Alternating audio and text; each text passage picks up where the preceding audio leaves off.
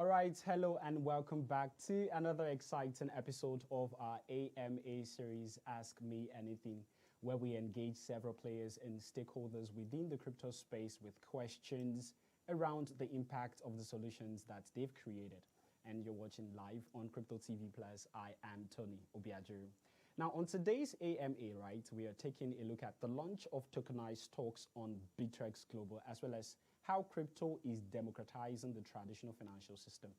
And we are speaking to Rahwa Berhe, the Vice President of Operations at Bittrex Global, a leading cryptocurrency exchange. Now, Rahwa enjoys wearing many hats and thrive in ambiguous environments. Now, her interests are constantly evolving, but what has remained constant is her passion for social innovation and catalytic impacts. Now, she is driven by the belief that technology and business can do great things for humanity and enjoys exploring the intersections of technology, entrepreneurship, as well as social justice. She is one of the big players in the crypto space, a top and leading crypto influencer, and she joins us from New York. Rahwa, good to have you join us on the program. But before we begin, don't forget that you can be part of the conversation, all right? All you need to do is, if you've got questions for our guest, Rahwa, just use the comment section of the channel that you're watching this program from. If you're watching on YouTube, don't forget to hit that subscribe button. Rahwa, good to have you join us on the program. How are you doing today? I'm doing well. Thanks so much for having me today, Tony. Yeah, fantastic. So let's just get on with the conversation. But before we delve straight into what we want to talk about today, I would like you to take us back a little to when and how you got involved with cryptocurrency, right? And the blockchain technology itself, and how Bittrex Global came into the picture. Yeah, really good question. It was actually entirely accidental. And so my first bout with finance itself was when I was getting my master's at the University of Washington. And I was studying entrepreneurship. I was very interested in working with like startups and helping them scale. And throughout my program, we were working on, rolling out different products. And what was something that I was very passionate about was interest alternative financing and identifying, innovative and inclusive ways to help people from, my community become credit, visible. And while working on a few of those initiatives with different banks and credit unions in the greater Seattle area, I got very, frustrated. I felt like it was like a square peg, round hole with all of these legacy systems that were super rigid, and they weren't willing to accommodate to make their products a lot more inclusive to reach, a broader audience that's typically underrepresented and underserved in the realm of finance. And so particularly, I was working on a interest alternative lending product with the credit union around car loans, as well as other products. And I'll never forget, I remember, one banker had stated that, if you do want to create an innovative product such as this, there often will be a premium attached to it. And they called it COBM. And that stood for the cost of being Muslim. And I remember that super bothered me because it showed that with traditional finance, it was sort of you have to get us, you have to accommodate to what we determine as the norm. And if you don't, you're either not going to be served or we're going to charge you a premium to engage you as a client. And so I remember thinking that was really predatory, and it conflicted with my ethics and morals. And so I kind of took a step back, and I remember I actually was watching an episode, a docuseries on CNN, and it was called Silicon Savants. And they were interviewing, different geniuses or whatever from Silicon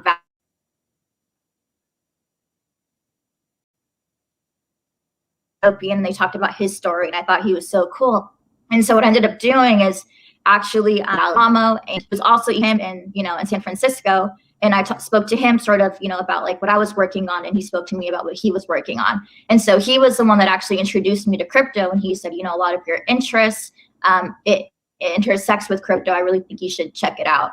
And so that was in early 2017. And I remember, hopping on a plane back to Seattle from San Francisco after meeting with him, and just, reading and I really just, it sounds so cliche, but I literally, fell down the rabbit hole to the point where, I'm in my finance classes in my master's program, like, this is going to be outdated in 5 years. Like, blockchain and crypto is the future. Like, I was writing papers about it, interviewing it. I was trading in between classes, to be honest. And I was like, there's no way that I can't, get more and more involved. Like, I was so excited. Interesting. Yeah, so Yeah. we're going to bring that to the point where Bittrex Global came into the picture. Before, I'll point out quite a few things from what you've said. Mhm. Yes. So the way I got involved, so first I was with Bittrex, which was the US entity prior to even Bittrex Global. And I remember like I was convincing all my friends, like, they're asking me what platform I was trading on. I was trading on Bittrex, but it was during, I want to say like the summer or leading up to like Q4 2017. Yeah, right.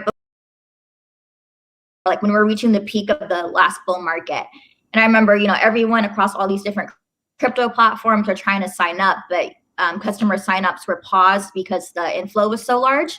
And so I remember reaching out to Bill at the time. He was the CEO at Bittrex, being like, I noticed your guys' customer signups are paused. My assumption is like, you guys are ramping up, looking to like scale and stuff. I live down the street, Bittrex, the US entity, they're based in Bellevue, Washington. I was like, I'm looking for a part-time gig. I'm getting my master's. Let me know if you're hiring. And so luckily Bill responded to my message on LinkedIn. And then, him and the team brought me in for an interview like in the next 2 weeks. And then the rest was history. I've been with like the wider Bittrex family for the last 3 years. Beautiful. Now, it's actually interesting to see how most people that we consider players today within the crypto space, right, got involved between, let's say, 2013, 2014 to that of 2017, 2016. I myself, for one, I think started around 2018, June or July, all right, of 2018. But how can you say the journey has been like for you so far? Oh yeah, great question. It's been fun. Like if I could sum it up in one word, like there's literally never a dull moment in crypto. Whether it's from the regulatory front or new products rolling out or like, new applications. It's a constantly evolving space.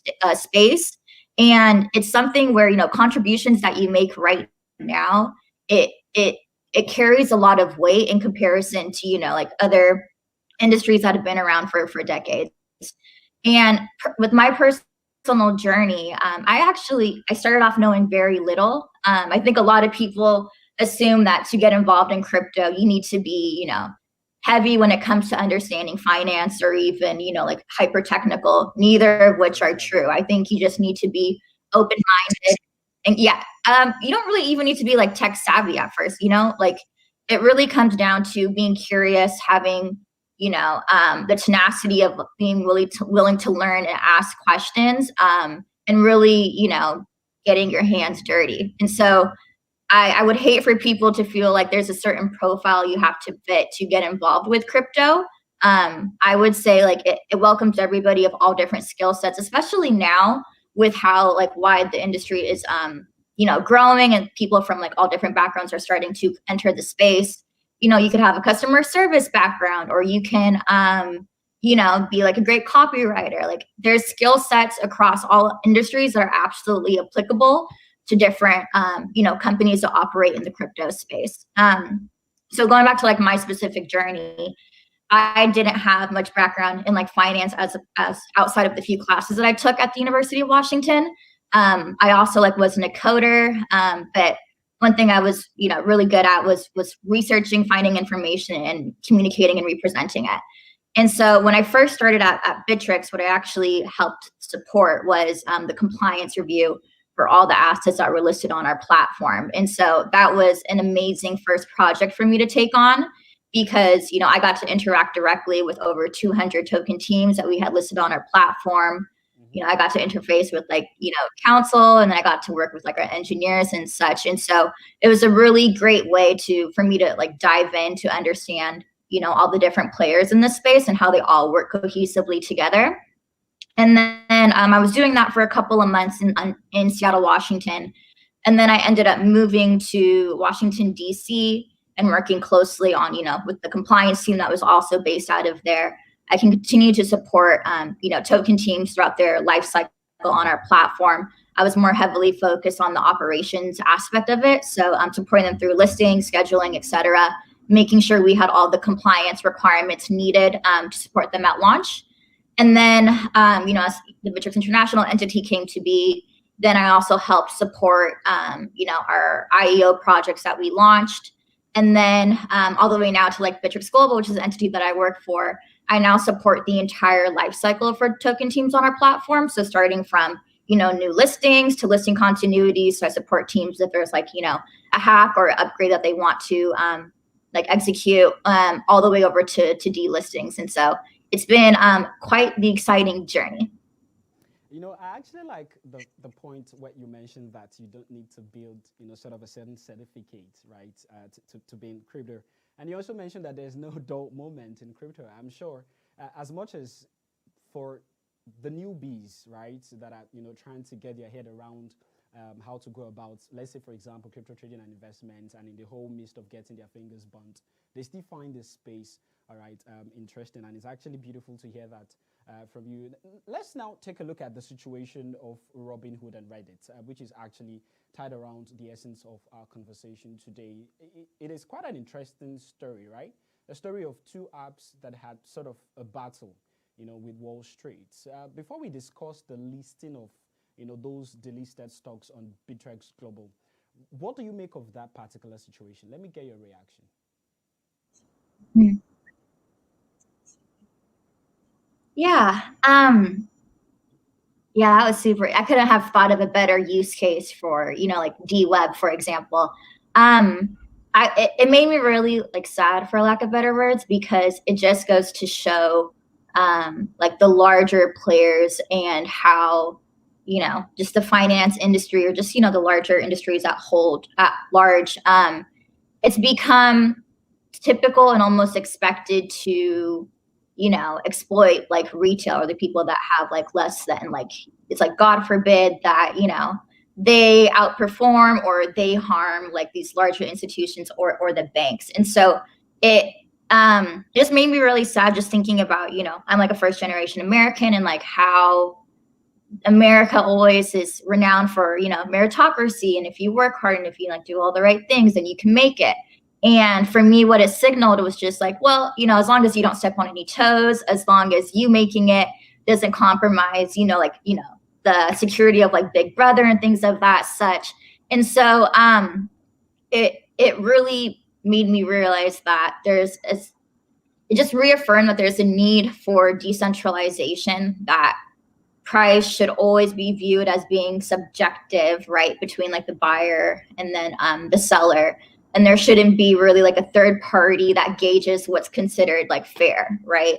And for that to be the case with what we saw going on with Robinhood and such, it's to show that, it's these larger institutions that are being protected, as opposed to like retail, right? And I just think about all these regulations that are slated to like protect the little guy or retail, but they inhibit, participation in, tools that enable financial freedom, whether it's ranging from, like you have to meet a certain threshold to be an accredited investor to get, be able to invest in like seed rounds or Series A.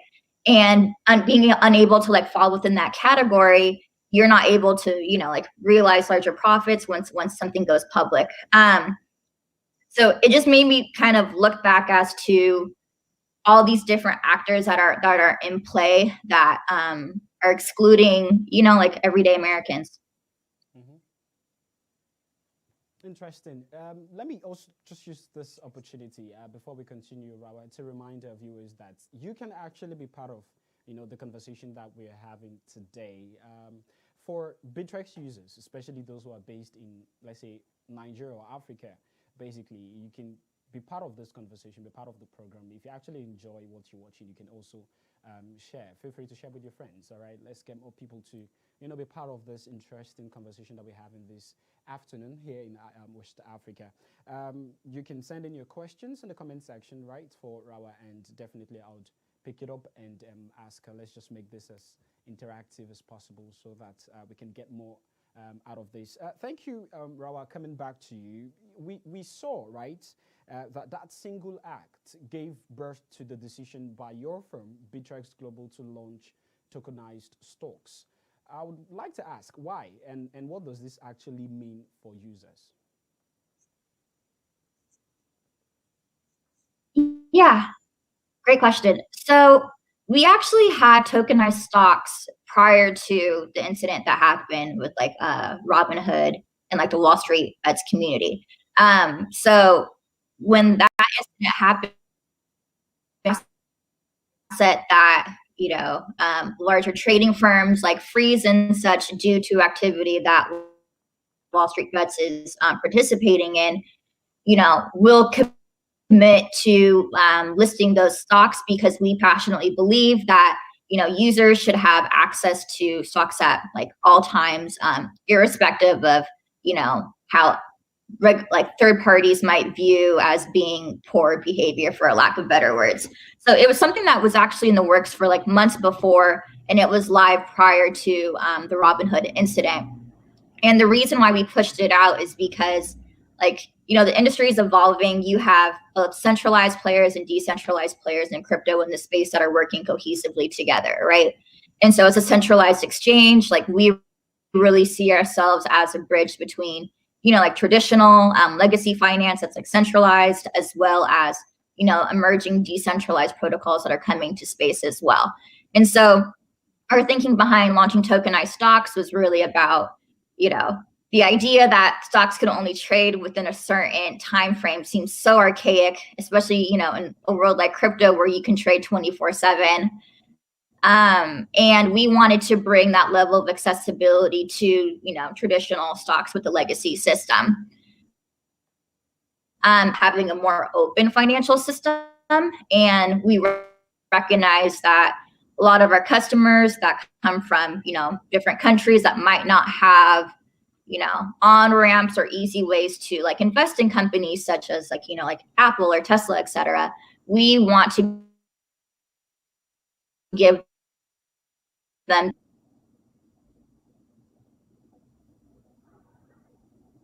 Okay, beautiful. You pointed out that this was actually born out of the desire to sort of have a more open financial system. Let's say the focus, right, has been about financial inclusion, right, getting more people to have access to this. In your earlier explanation, rather, you talked about decentralization, the idea, all right, of decentralization. Now, we're going to come into the point where you give us sort of your idea, of cryptocurrency as it is right now. But before we come to that point, let us unbox Bittrex here. I can say let's do this for, let's say, people that are not necessarily aware of what Bittrex is.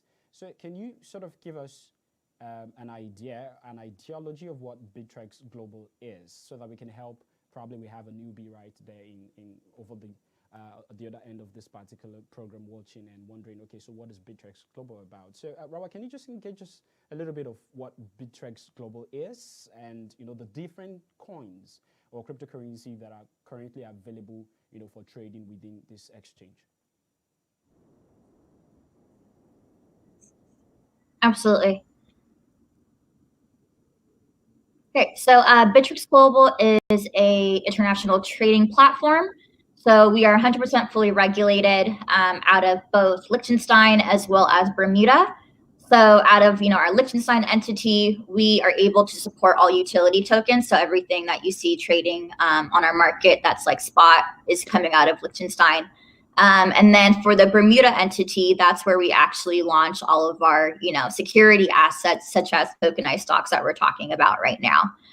So Bittrex Global, we really pride ourselves on 3 different things. So the first one is security. We were founded by cybersecurity experts that came from Microsoft and Amazon in Seattle, Washington. And, security is the core of everything that we do, ranging from, what type of projects that we list on our platform. They go through deep technical audits to, just us even being like insured, right? And so we take the safety of our users' funds very, very serious. And then we also pride ourselves on compliance, right? Because we believe compliance is important with building that bridge between, traditional finance as well as decentralized finance. And we do KYC every single user on our platform to help meet that bar of compliance.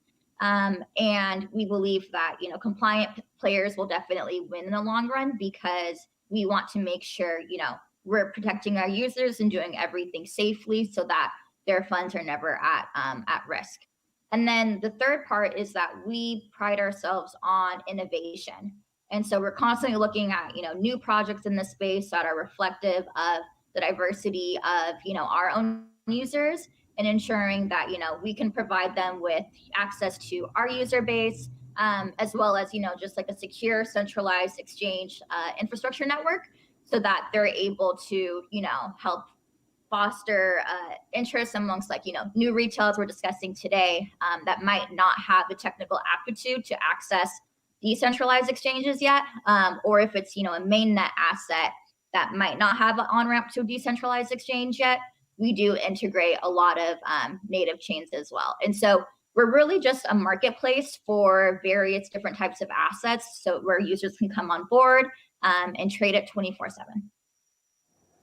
Okay, interesting.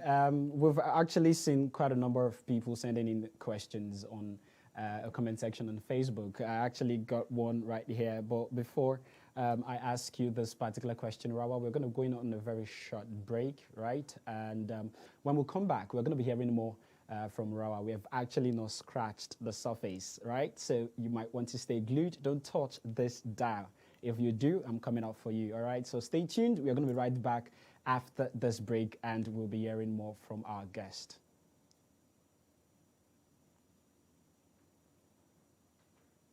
Hi, this is Cynthia Petian with AWS Mining. I'm Alexia Hefty-Rossier. I'm Anand Mohan from Technobrain. This is Anu Bardwaj from Women Investing, Women Digital. And you are watching... You're watching Crypto TV Plus. Crypto TV Plus. Crypto TV Plus. Crypto TV Plus. Stay tuned.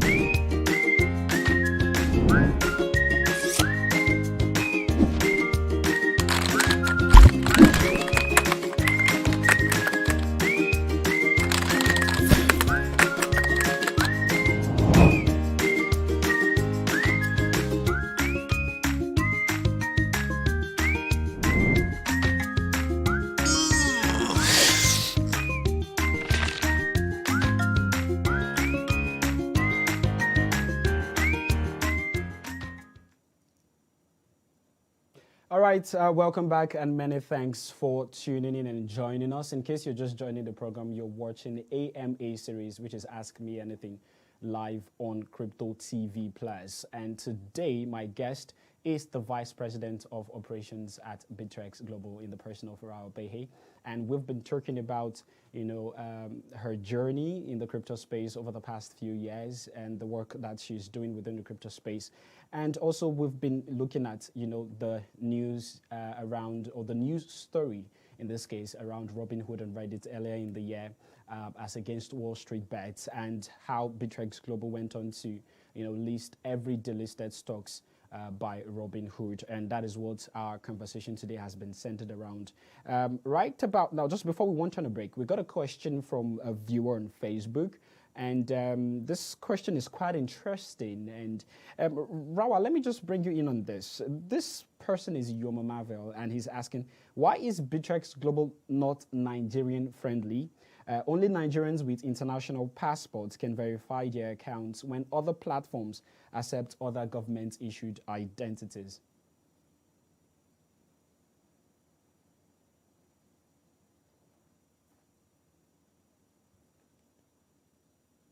Yeah, really great question. So going back to where we're regulated out of, which is Liechtenstein, like every platform has their own regulations that they have to follow based out of where that entity is based.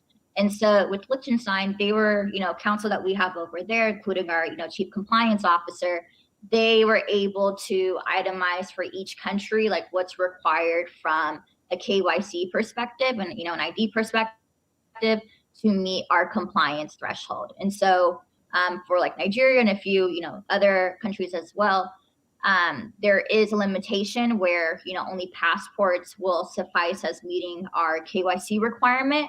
But, we're constantly working with regulators to identify, how can we expand these different KYC requirements to make it more inclusive. And so from like countries, there's a lot of people that's like my own, like Ethiopia, that we require for them to have a passport to onboard our exchange. And that might not be feasible for everyone. So it's something that we're currently actively working on to get more users on board. But considering the current climate regulatory wise under Liechtenstein, we do require Nigerian nationals to have a passport in order to access our exchange. Beautiful. Looking at the current state of regulation globally as well. So this person is also adding to the question. I'm talking about Marvel. It says that Bittrex Global doesn't seem to have a presence, all right, in Nigeria, but Nigeria is a big market, and I believe you can agree with me on this. Should we be expecting Bittrex presence in Nigeria? Yeah, we're always exploring, markets where we can really build out, our brand and get more people onboarded just to have, a safe place to trade and access innovative products, right? And that includes Nigeria. I'm personally so passionate about crypto adoption and financial inclusion on the African continent. Tony, as you mentioned before, Nigeria is a very large market when it comes to Bitcoin particularly, right? So I see there's a massive opportunity, and it's something that, we're definitely looking to enter and help support the residents of Nigeria with. Fantastic. Let's now come back to our thought flow, right? In terms of the conversation that we're having now, the idea of cryptocurrency trading has, sort of stirred up several reactions from government bodies across the world. Now, while some are approaching it with a little open arms, others have decided to go the other way by placing a crypto ban. Can we say the challenge here is how crypto is democratizing the traditional financial system, and how so? Yeah, so regulations are always evolving with crypto, right? Especially that's sort of, the cost of adoption as well. It's like as crypto is, increasing its reach and more people are getting involved, it's more pressure for, governments and regulatory bodies to identify how they're going to support it, if they're going to support it, and how to, regulate it and potentially, tax or profit from it, right? And we're seeing that across the globe.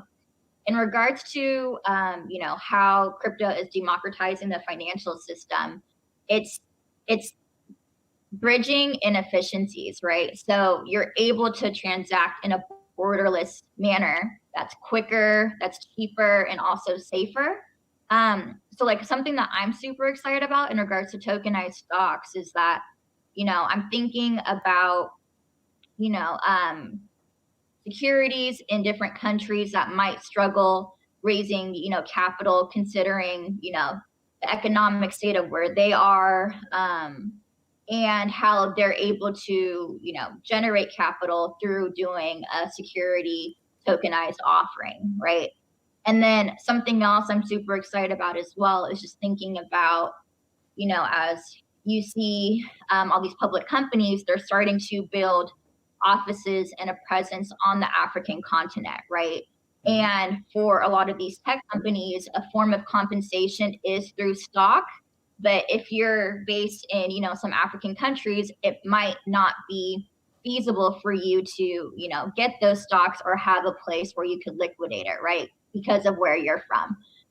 Tokenized stocks, it helps those people, build wealth where they're able to, have stock options, which is a huge part of your compensation plan, right? And also give them a way where they can have access to it, and also, liquidity where they can exit it as well. And so in regards to, like I said, democratization, it's really making something, more open that has always been much more exclusive and opaque. Beautiful. While you were talking about tokenized stocks, or the idea of tokenized stocks earlier, you mentioned that this conversation had already kicked in even before we saw the situation with Robinhood and Reddit, as well as the Wall Street bets. Can you just help us mention sort of a few of these tokenized stocks that are currently trading on Bittrex Global, just to help us in terms of what their names are, if you can help us with your names? But if not, can you just mention like a few of these stocks that are currently trading and users can have access to within the exchange? Yeah, absolutely. So I'll go ahead and just name three that I feel like, a lot of people are most familiar with. So the first is the Apple stock. We also support Tesla, and then we also support Square as well. And so we have about 15 to 20 tokenized stock options that are available to our users now, and we're constantly adding them on a recurring basis. Okay, great. So you've heard that, the Apple stock, and she mentioned the other two. So you might want to visit the website or check it out, and just make sure that you apply your own research. You do your own research, right, before you go ahead. All right, to do anything. Rahwa, this is an ask me anything question or interview. I'm just going to digress a little bit and talk about Bitcoin, and I believe it is a topic of interest to you, or it's a cryptocurrency that interests you in particular. We saw what Bitcoin did during the course of the week, setting a new all-time high record of a little over $60,000. Let me just get your own prediction here, or let's say your thoughts in this case as to this cryptocurrency. Are you bullish about the Bitcoin itself, or you're looking at it with some sort of let's see how it pans out by the first quarter of this year? Yeah, no, I'm absolutely bullish on Bitcoin. It's like the grandfather of all cryptocurrencies, right? Like, I really think that the adoption and performance of Bitcoin itself is essential because it trickles down and impacts the wider industry, right? I don't see a time, like at least in the next decade, where Bitcoin is forgotten and then something else like takes over in its place. I think it's going to be, I think it is, and it's trending towards being the next global reserve currency. Fantastic. And yeah, I don't see really a bearish case for it, not right now at least. Yeah, so that brings me to the point where I ask you if you feel, right, we still need more crypto projects and solutions in the crypto space globally, and what's your opinion on how important, all right, it is to foster these projects? Yeah, I mean, I think there's like blockchain, crypto in general, like it's fantastic to apply on a case-by-case basis, of course, to industries or problems that struggle with, lack of transparency, lack of speed, and, lack of like ease of like access, for lack of better words. And Okay. I think there's still, we're honestly at like, it's still extremely early, right? Like I don't want to go through all the different use cases. We could be here all day. But what I would love to focus a little bit more on is just like every, region has its unique issues that I do believe there's opportunity for blockchain to help improve that, right? Ranging from, something that a lot of, countries struggle with, which is voter fraud, right? Like blockchain would be fantastic for that. Or, supply chain management, just things of that nature. One thing I'm particularly very passionate about when I think about, how do we foster innovative projects? I think those projects, more than anything, it's it's a result of fostering talent, right? And so something that's super important to me is like, in crypto, everyone's always talking about, be an early adapter of tech, right? But I've always really admired people that were the early adapters of talent. And the reason why I say that is because in full transparency, there's a huge opportunity for increased representation in the crypto space. I do think leadership is very homogenous, and it's starting to reflect that of big tech and the financial firms as well. And I think that's to the detriment of wider adoption of crypto. You need representation. You need more diversity of talent, because crypto is unique in that everyone becomes an evangelist once they're in the space, right? And especially, in regions such as, where I'm from, which is Ethiopia and Eritrea, social capital is extremely important when it comes to, converting, people that might have been, negatively impacted in the past by governments or by like finances, like, having diverse representation. It gives people, those people already have social capital where they can go into their communities and help, basically they can communicate and get that buy-in from communities that are typically not accessible because leadership of crypto is often homogenous. So I really think it's coming down to, just more people in crypto. Like, how like Bill, he took a chance on me, right? He responded to my DMs out of who knows how many he had in his inbox. But it's really about finding, talent that's young, hungry, and diverse, and really taking them under their wings. And then you'll definitely see that investment compound. And that's how you see innovation take place.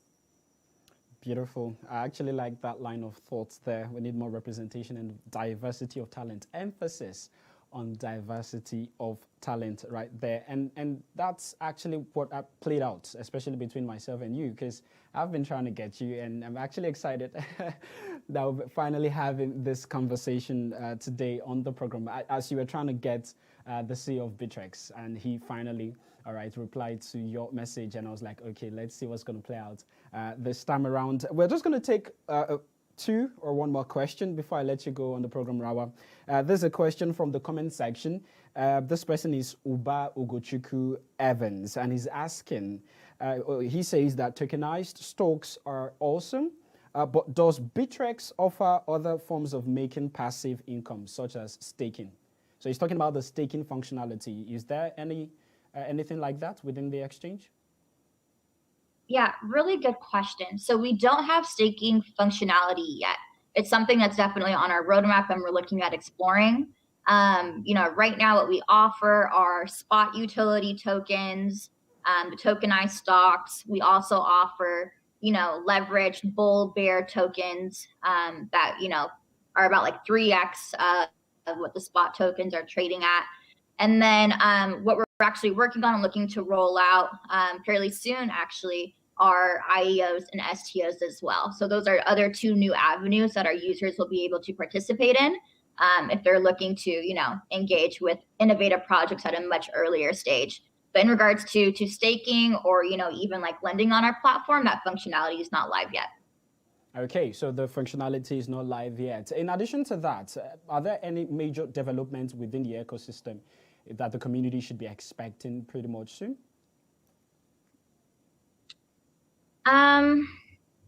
Let's see what else. There's a lot that's currently in our pipeline. So we talked about IEOs are going back live soon, STOs. We're very excited about, the upcoming token sale that we're having. We're going to have our own BXT exchange token. And I would say those are the three largest developments that I would say are coming online in the next quarter.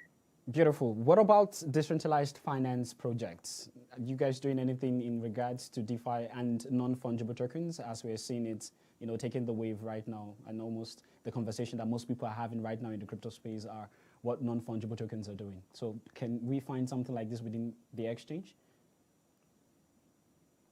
Yeah, So I'm actually really excited with what we're about to do with NFTs in this space. I can't speak to it quite yet, but we will be getting much more engaged, and you guys will see, you know, some products that are rolled out fairly soon. But in regard to like DeFi and NFTs in general, we do support, you know, DeFi assets and, you know, NFT assets on our platform. You know, we have a whole DeFi page actually where users can go and learn about the DeFi specific assets that we have listed and currently trading. And then even, you know, some of the candidates that we're vetting right now for STOs as well, or even, you know, IEOs, they do have a heavy DeFi and NFT component as well. Okay, fantastic. All right, and we're coming towards the end of the program. I hope that I've been able to take as many questions as possible to ask Rahwa Berhe on the program. She needs to run off to do some other things. Let me just quickly put you on the spot here, Rahwa. Where do you think Bitcoin, or at what price do you think Bitcoin will close out this week?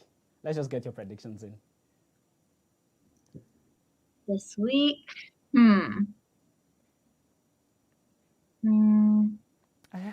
A tough one.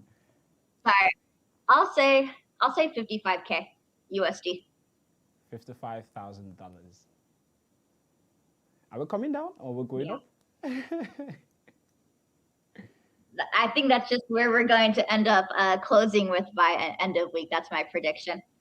Okay, so I don't expect news outfits to actually take this up and just put it out there. Rahwa Berhe says on AMA series that Bitcoin is going to close by this week. Don't forget that it's actually speculations. Thank you so much, Rahwa, for speaking with us on the program. At this point, I'll just have to let you go. Do have a wonderful day.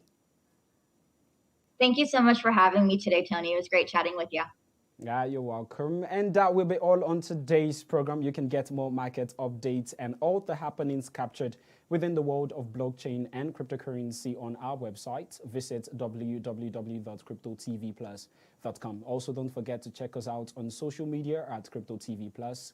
If you're watching this video on YouTube and you enjoyed the conversation that I just had with Rahwa Berhe, the Vice President of Operations at Bittrex Global, please don't forget to hit that subscribe button as well as the tiny bell button right there so that you can always get notified whenever we go live on any of our programs. My name is Tony Obiajiri. Until I come here next time, keep trading and keep taking profits. I'll see you next week. Hi, this is Cynthia Petian with AWS Mining. I'm Alexia Hefty-Rossier. I'm Anand Mohan from Technobrain. This is Anu Bharadwaj from Women Investing, Women Digital. And you are watching You're watching Crypto TV Plus. Crypto TV Plus. Crypto TV Plus. Crypto TV Plus. Stay tuned.